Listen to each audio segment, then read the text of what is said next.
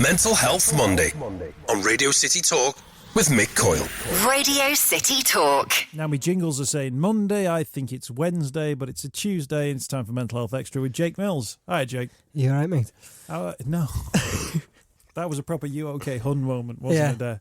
So, we're doing Mental Health Monday on Tuesday, and I just feel like it's my responsibility to actually ask, are you okay? We've had illness in our house for quite some time. And, you know, as a parent, you think, well, it's fine. I can get ill. That doesn't affect me. I'm more worried about the children. I want to make sure that they're okay. Now you don't care. Now it's starting to affect me. Now it's starting to have an impact. Yeah. Oh. The thing is, it's not just having an impact on you, it's having an impact on all the listeners as well. So, yeah. Do you think it can spread? Like a man flu can be spread via the airwaves? I wouldn't put anything past man flu. No, but I think that's the thing, though. But sometimes if people talk about stuff on the radio, you think, oh, yeah, I had a little bit of sore throat. And it becomes this sort of self-perpetuating thing that goes on. And you think, oh, yeah, I feel a bit ill. And then next thing you know, it's like when you get to the, a week off. And just before the week off, your body starts to give up because in your mind, you don't have to do any work the following week and you get ill. Yeah. And then, one person will say that to somebody else and say it to somebody else, and you're saying it to a lot of people. You could actually say that it's gone viral.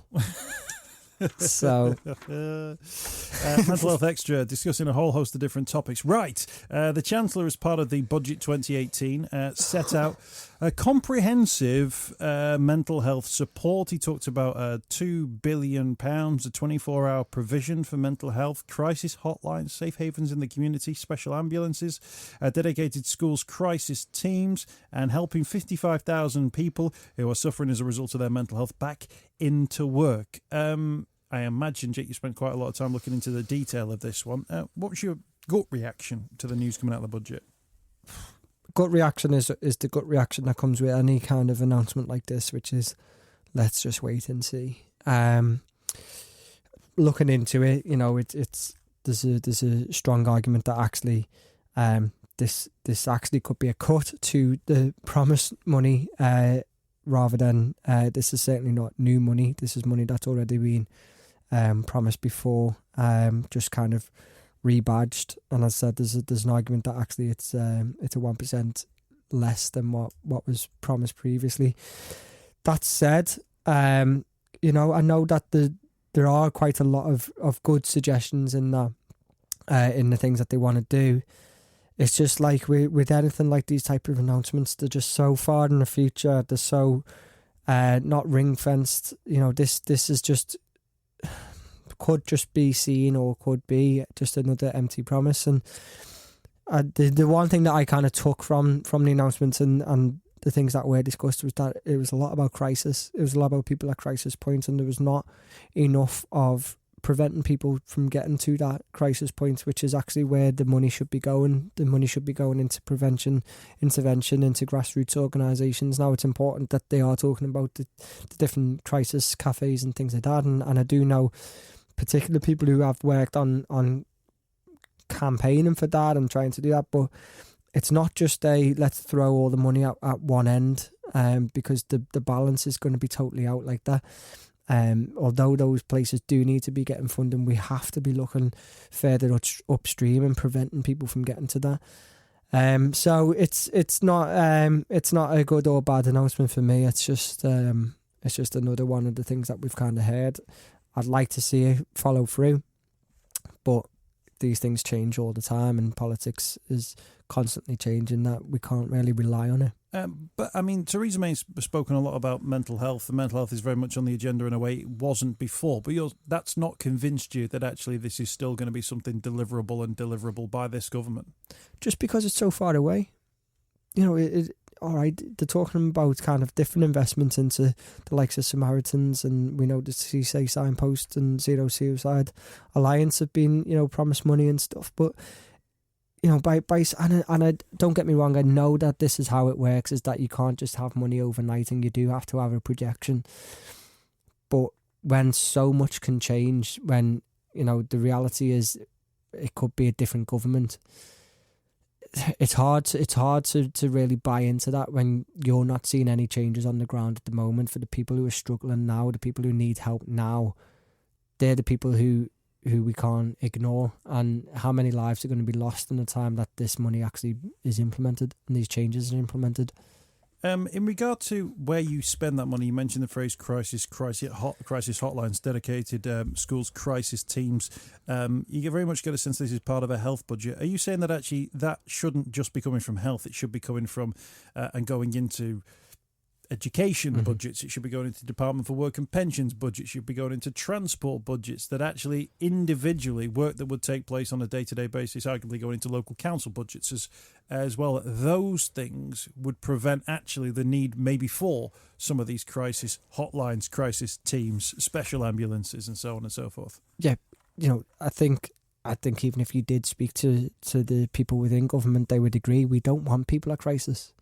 We don't want anyone to ever reach that. Now, it's not being naive and thinking that we can prevent everybody from being at crisis, but we can certainly prevent a lot of the people who do reach that crisis point from getting there. And the answer is within all the things that you've mentioned. It's ingrained that into everyday life, whether that is in schools, whether that is within job centres, the Department of Work and Pension, as you said, they're dealing with people every single day, very, very vulnerable people. They're the people who we need to be rolling this out to. These are the people who we can, with actually not a great deal of money, can make a huge difference. You're on this show, Mick, you talk to so many organisations and people who are doing things with nothing, who are just doing it because they see that gap and they see how important it is. I'm thinking about even people like Paul's Place, for example, who offer that suicide bereavement counselling. They're doing that with nothing, but they're doing it because they know it's right. If they received a fraction of the money that government are able to spend on this, then they could save lives or continue to save even more lives than they currently do. It's a bit short-sightedness is what I would say, to just kind of focus purely on crisis, because we need to be preventing people from getting there. The schools crisis team is an interesting one because obviously if you can deal with mental health in young people, that's one thing. But again, the word crisis is being used there in regard to helping kids when they're at crisis point. Again, I guess you would argue the point is don't let a child get anywhere near a crisis point. Once they get to a crisis point, there's potentially damage already being done to that child. Yeah, and I would say it's a little bit defeatist really to be saying, well, all right, well we'll just put all the money into that. And it's like, I don't know, maybe it's because they can't see a way of preventing it. Maybe they're being overly cautious and thinking everybody's already at that crisis point, or, people are beyond safe. And I don't really quite understand it. But if you're talking about implementing these changes in, 5 years' time, then in 5 years' time, the person who's at crisis in 5 years' time can be prevented from being there now.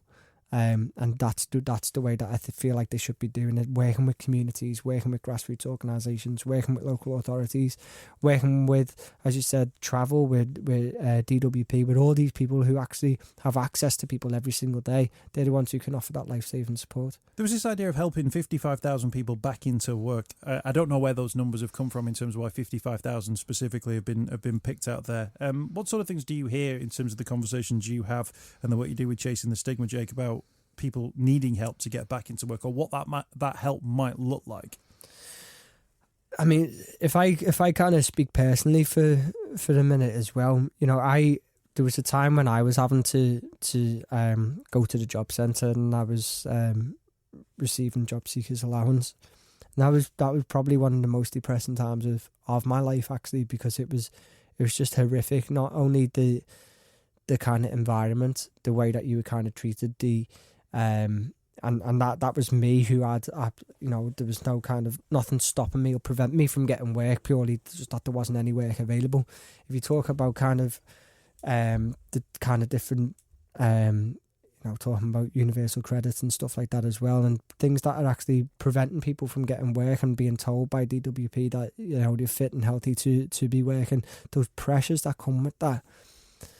I mean, these are really kind of vulnerable people, whether you think it or not, whether they should or shouldn't or can or are unable to work.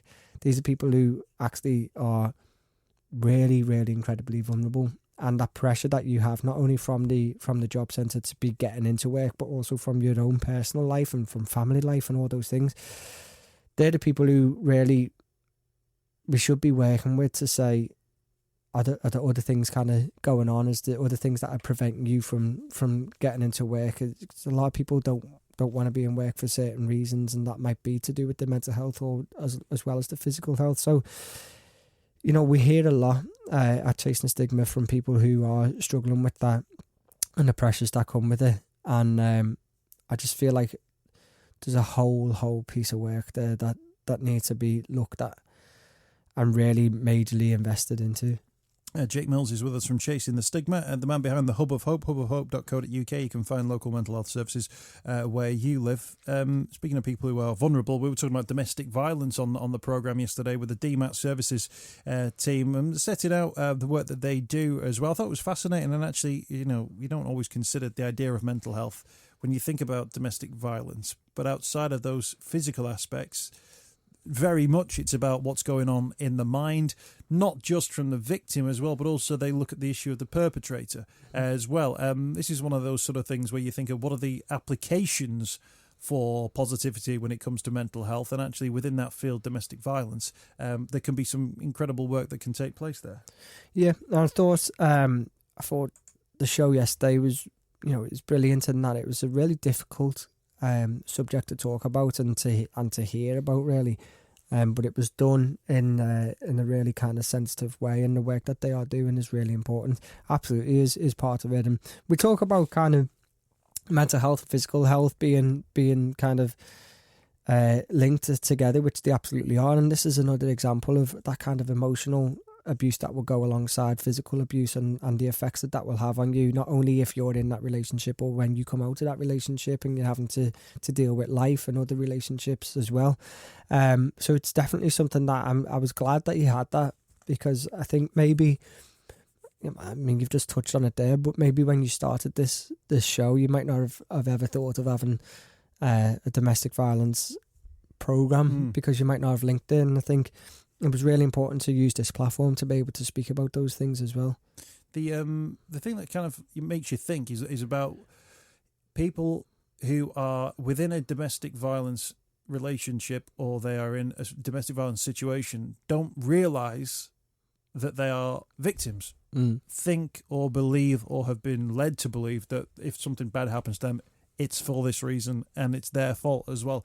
And you think, well, actually, there's a cycle you got to break within the victim. You know, you've got to help the victim to see the bigger picture as well. At the same time, I was surprised to hear, though, that perpetrators also think or justify in their own minds that going about committing these sorts of acts is not their fault, that it has been brought upon them by the other person and their beliefs as well. And that, and I use the phrase reprogramming. You know, I'm not talking about brainwashing people here, but actually the work that goes on into that. We are talking about reprogramming the way people think about themselves and think about how they treat the world and how the world treats them. Yeah, and I think it was, again, it was really important to look at it from that point of view, because once you get, you know, if there was a person in that abusive relationship, it's not just about that person getting out of that relationship, it's about the next relationship that comes along for the person who was the abuser, whether that's going to just constantly happen until well, I don't know, because when would it ever stop for that person? So I think kind of generally we look upon the perpetrator as, you know, the evil person, and rightly or wrongly, but it's about, in the same way that we've talked about prisons, and it's about kind of changing that way of thinking and trying to make the bad side of things actually into a good side thing, and it is reprogramming, as you said. Yeah, the issue of sort of intervention as well was crucial. I still don't know really the answer to this, but you know, if somebody has always seen abuse within a family environment, if you're a child growing up in that environment, you think that that's normal. You are in many ways the victim of that domestic abuse, because you've been led to believe that that's normality. But there comes a point, doesn't it, where actually that becomes your normality. You then take that into adult life, then potentially you become the perpetrator. You're just doing what you've always known, and it's been normalised to you. But it's quite tough to get the difference between when you are a victim of it to become when you are a perpetrator of it. That's when the intervention is so crucial, isn't it? You need to get in there. If somebody has grown up in an environment where abuse has been a major factor, if somebody has grown up seeing signs of abuse, and they are the sort of person who naturally would take that into their own adult life, then making that intervention and breaking that chain at that particular moment is going to save many people for many decades to come. But it's so crucial, because if you miss it, then suddenly the victim becomes the perpetrator and they create their own victims again beyond that. Yeah, and it's really difficult to be able to break that cycle, because it is just a vicious circle that will continue and continue. And it's being able to identify that and being able to gain access to be able to have that intervention. I think generally you kind of, people will think either it's going to go one of two ways. Either you will be that victim and think, well, I'm never going to be that perpetrator, or as you say, you just totally normalize to it, and you, without knowing or kind of unwillingly, you just become that perpetrator. So it is about that kind of that intervention and being able to do that. And I say that's why the work that's being done is absolutely incredible and will be much needed. But it's an incredibly hard job to be able to do. What are you working on Chasing the Stigma this week? Yeah, so this morning we have just announced that Regender Homes, or the Regender Group, have just become the latest ambassadors of hope, and they have made the commitment today to have all their members of staff, which is 700 members of staff, trained in the Ambassador of Hope training that is being provided by Chasing the Stigma. And they're going to have all them committed to doing that by the end of 2019. So this is a really, really important sector that we're working in now, within construction, within social housing, to be able to get that message out there to say, here is how you can talk about mental health, here's how you can signpost to help, and here's what to do if you're ever in a situation where you're having to deal with somebody or deal with your own mental health crisis. hubofhope.co.uk if you want to find out more information about the Hub of Hope as well. I mentioned that as well. The Chasing the Stigma, if you type that into any search engine, that comes up as well. Yeah, it's a good anti-search engine. Yeah, you must be doing something right. Have you ever Googled your own name? Yeah. What comes up? What picture comes up? Oh, I don't know now. Is it long hair or short hair, Jake? No, it's not that many long hairs. But then I think it just points to some American MySpace or something. That was not me. Eventually one day I'll be the full page of Google Images, but not yet. Your little lad's on there as well, bless him. Oh, is he? Oh, well. See, he's taken over. Thank you for your time. Mental Health Extra every week here on Radio City Talker. Mental Health Monday with Mick Coyle. On Radio City Talk.